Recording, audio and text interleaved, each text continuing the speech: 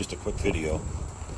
Putting a plow on this 93 Ford F-350 Mason dump, and the customer brought it to me with two options in the bed.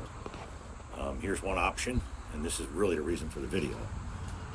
This is a diamond plow.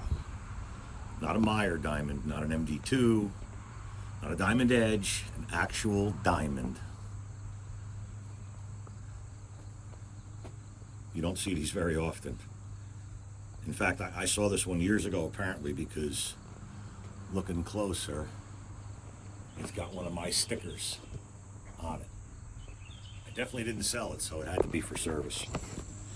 I'm not putting it on this truck because it's an 8-foot blade. And he also brought me this 8.5-foot C8.5. It's actually in really good shape. It's not even bent along the edge. I mean, usually they got a bow to them. This one doesn't. It's got a 58H, but it has a newer PA block on it. So somebody was in there doing something. We're gonna run with it. My God, look at the A-frame on that diamond. I mean, just the whole plow. You can tell they really didn't care very much about weight. Weight was never an issue.